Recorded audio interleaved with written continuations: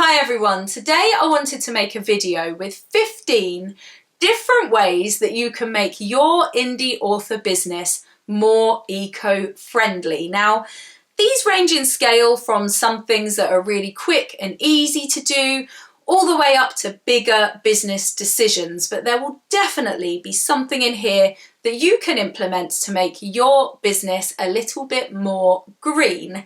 Now, number one, I think it's kind of the more obvious one, is to include these issues in your book. So maybe your book is literally themed around an environmental issue. So maybe it's about conservation or recycling or whatever it might be. However, you can also do it in a far more casual way. So maybe one of the characters has a conversation about something to do with the environment. Maybe they make a lifestyle choice and they try something out that's maybe less wasteful, or they get involved in a litter pick, or however you want to do it. But it means that these issues are going to be introduced to your readership. They might give the thing a go, or they might go away and do a bit more research, and it just raises awareness. So however you decide to do it, and even if it is in a really casual way, I think it all kind of leads to getting these ideas out there. So yeah, if you can include environmental things in your books, then why not? Number two is to think about using a print-on-demand service. So if you're using print-on-demand, such as through Ingram Spark or through KDP, it means that books are only being printed when somebody orders it. So you're not going to have loads of books that are going to end up potentially in landfill if they don't sell.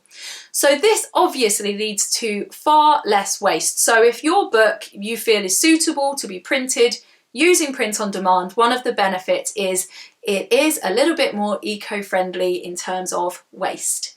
Number three is, if you are having a bulk print run done, make sure that you do research on the printing company that you're using and what environmental credentials or statements they're putting out there. So see if they say what kinds of papers they're using. Are they recycled? What kinds of inks are they using? Think about also where they're based. If you use a local printer, your books aren't being transported so far, so therefore there's going to be less fuel used, and that's going to be a consideration as well. Also, potentially it gives you reassurance about the local laws that they have to comply with in terms of, the environment, that they can't pollute or whatever it might be. So do have a think if you're using a printing company, as well as the cost and all those kind of things that we consider. Think as well about their environmental statements, any information they put out there, or ask them. Number four is to make sure that you publish your books in digital formats. So by having ebooks and audiobooks, some of your customers will choose not to have a book that has been printed and shipped and so forth.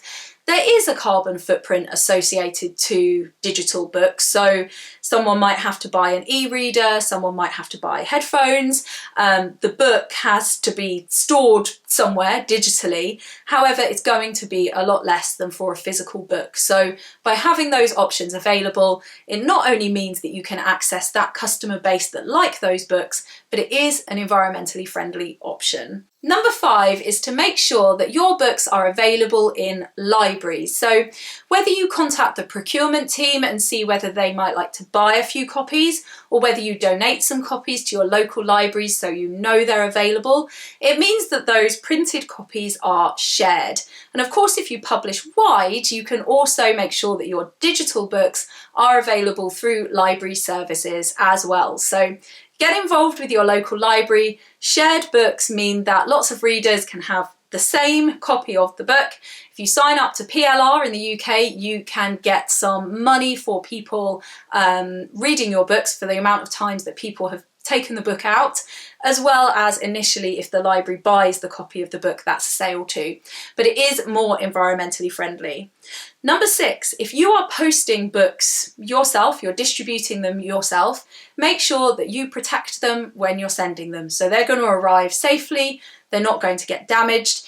If your books aren't protected and that ends up as waste, then obviously that's less environmentally friendly. So think about the way that you're shipping them and make sure that they are protected. And that then leads to number 7, which is to think about the packaging that you're using when you send your book. So for me, I like to use cardboard book wraps or the envelopes that have the do not bend piece of cardboard. So I'm making sure that my book isn't going to get crushed or bent or the edges bashed or anything like that. But I'm also making sure that the material of the packaging is something that can be recycled or composted or whatever the customer would like to do with it. I do have some Jiffy bags left over which have bubble wrap in them, so they do have plastic. Rather than throwing them away, because of course that then means they weren't used and that's even worse, I'm using them up, and then after that I will go over to using book wraps instead. So you can think about the packaging that you use. Of course, by wrapping your book in plastic or using Jiffy bags or something that means that you've got plastic around your book, it protects it from getting damp. However, I personally am happy to take that very small risk that when the book is being posted it gets damp. It's not something I've come across, but for me I would rather not wrap my books in plastic that can't be recycled. So I think there's a point of weighing it up, protecting your book so the book isn't wasted, using packaging that is as environmentally friendly as possible. So have a look when you're choosing your packaging and think about what will work for you. Number 8 is if your books do get damaged, keep hold of them. I personally use my damaged books as display copies, so as long as they're not too damaged, obviously. When I have them out on a stall, people pick them up and touch them and they get damaged more. So rather than using a fresh book, I can use something that maybe I signed it with a mistake, maybe one corner is a tiny bit bent, but people know they're display copies. So that's one option. Another option is, providing they're not too damaged, you might want to donate those copies to a library or a nursery or a school or whatever it might be, just to make sure that they have further use, or they could be crafted with. There are loads of book craft projects that you can do, or if it's a children's book, maybe cut the illustrations out and put them up in frames. There's loads of stuff you can do, but rather than just throwing them away, keep hold of them, as long as there aren't too many. And you may well find some uses for those in the future rather than just chucking them. My next one, number 9, is if you are producing any kind of merchandise, to also think about the sustainability of that. So it might be bookmarks, it might be plushie toys, it might be t-shirts or tote bags, whatever it is.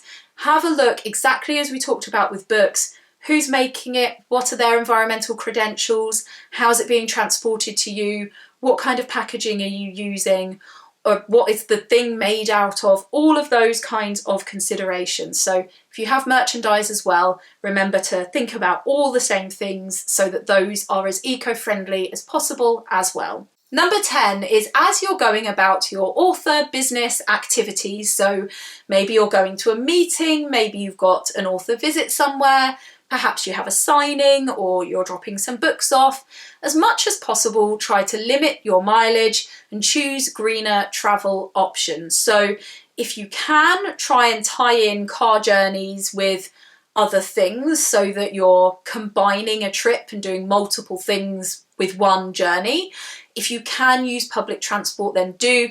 I know it's not the easiest. Personally, we don't have the best public transport links here, and often I have lots of heavy things such as books, so it's not always the easiest to do that. But even when you're driving about, try and limit the amount that you do that. If you can do something virtually maybe instead of in person, that's great. And if possible, think about the vehicle that you drive. Try and choose something that's maybe smaller, or if you can have an electric car, or obviously there are a lot of implications and that's a huge conversation. But if you can pause for a moment before you make a journey and see if there might be a more green alternative, then try and do so. Number 11 is for your office, trying to think about repurposing storage or furniture rather than buying new. And if you do need to buy something new, buy something with longevity rather than something that you know you're going to end up throwing away, or try to get something secondhand. So desks, all of your bits and pieces, you know, storage boxes, all of the stuff. If you can, try to use secondhand, repurposed, all of that stuff rather than always going out and buying new. Kind of in the same vein, number 12, we all love stationery. Stationery is amazing, but before you start buying new stationery, use up the old stuff. We've all got piles of notebooks and loads of pens. Use them up before being enticed into buying more, and I know they're beautiful. I am the worst, but yeah, try and use up what you have. Personally as well, if I print stuff off and I've made a mistake or I don't need that piece of paper anymore, I have a stack over here of all of that scrap paper, and I use that for my notes. I literally have a piece of scrap on my legs with these 15 things on it. So instead of using fresh paper, use scrap paper. All of that stuff, repurposing stationery, giving it another life and using up what you have is all a more eco-friendly choice as well. Number 13 is to turn off your chargers, anything plugged in. It does only use a tiny bit of electricity to leave it plugged in, but if you turn it off, it doesn't use that at all. So remember to turn off all of your laptop charger, your phone charger, all of that stuff, and save that little bit of electricity. Number 14, I feel like a slightly odd one, is to delete all of your old emails and files and keep everything very kind of tidy and curated. It has the benefit that you can actually find things. However, those files being stored on a server somewhere does use energy. So by deleting all of those emails, and I'm particularly, one of the reasons I'm including this is I recently went through 7,000 unsorted emails and deleted so many of those, and those were being stored somewhere, and that does use energy. Again, it's only a tiny amount. However, a really easy thing to just go through, delete old files, and you have saved a little bit of energy. Number 15, my very last one. As writers, we're book lovers. When you're reading, read about these green issues, these environmental concerns. Make sure that you are knowledgeable and well researched, and you have lots of ideas that you can include in your books or you can implement. You know, we love reading, so why not indulge in learning more about all of these things for ourselves? So, those are 15 things. Let me know in the comments if you already do some of these things, or if you think you're going to try one of these that you hadn't thought of. I really hope that's helpful. Please hit like if it was.